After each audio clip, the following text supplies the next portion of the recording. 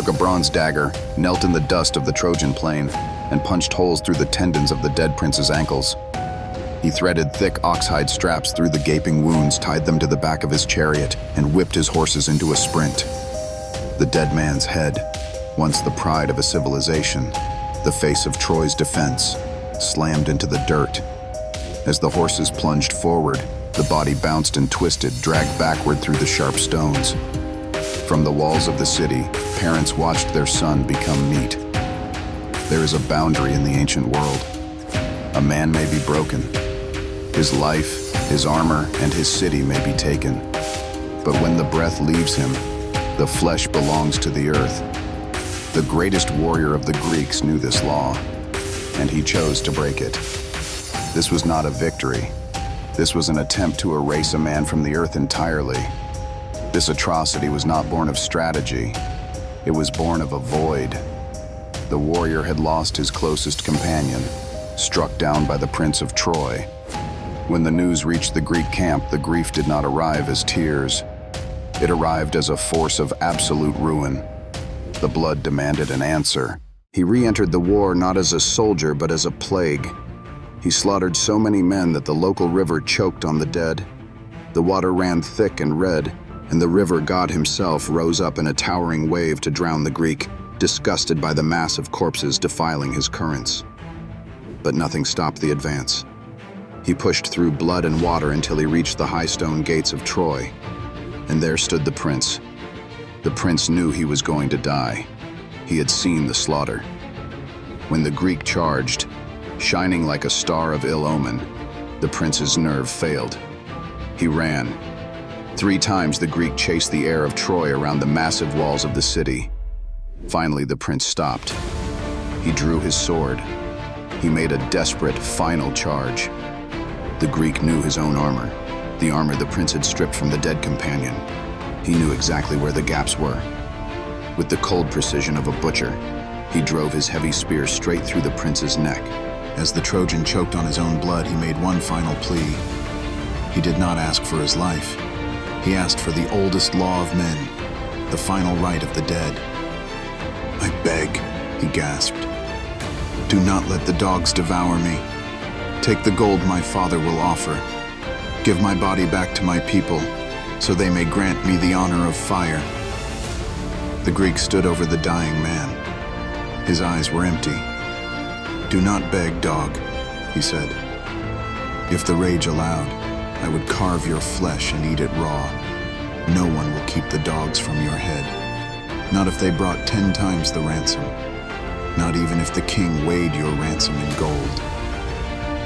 With a dying breath, the prince cast a curse. He warned that the gods would remember this day, and that an arrow would find the Greek at the city gates. Then the soul left the prince and descended to the dark. The duel was over, but the true horror was only just beginning. The Greeks stripped the armor. The soldiers gathered around, taking turns stabbing the corpse. And then, the bronze dagger came out. The ankles were pierced. The knot was tied. The dragging began. If the cruelty had ended there, it might have been excused as the frenzy of war. But it did not end. The next morning, the Greek woke up. The emptiness had not been filled by the killing. So he went back to the corpse. He hitched the body to the chariot again. 3 times he dragged the prince around the burial mound of his fallen companion. Dust rising, bone grinding against rock. Then he left the body in the dirt, face down. He did this the next day, and the next. For 12 days, the greatest warrior in the world reduced himself to a butcher, mutilating a corpse in a desperate, futile attempt to carve his own pain into someone else's flesh. The act was so vile that the gods could no longer look away. Apollo, moving unseen, wrapped the corpse in a golden aegis. He protected the skin from tearing. Every morning, the Greek tried to destroy the body. Every night, the gods restored it. It was a silent, terrifying stalemate, a mortal fighting against the order of the universe. The king of Troy was an old man, broken by the loss of his sons, watching the daily ruin of his bloodline from the city walls. Guided by the gods under the cover of absolute darkness, the king loaded a wagon with treasure. He crossed the blood-soaked plain. He bypassed the sentries. He entered the enemy camp. Inside the tent, the Greek sat in silence. He had won, and he had nothing. The tent flap opened. Before the Greek could react, the king dropped to the floor. The ruler of Troy crawled across the rugs. He reached out, took the hands of the Greek, and kissed them. He kissed the terrifying, man-slaughtering hands that had killed so many of his sons. The tent was completely silent. A king does not kneel. A father does not kiss the hands of his son's murderer. The king looked up at the man who had dragged his boy through the dirt.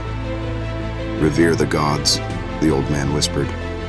"Have pity, remembering the father far away. No mortal on earth has ever endured this." Lips brought to the hands of the man who killed the child. It was a devastating blow, stronger than any spear. The Greek looked at the old man.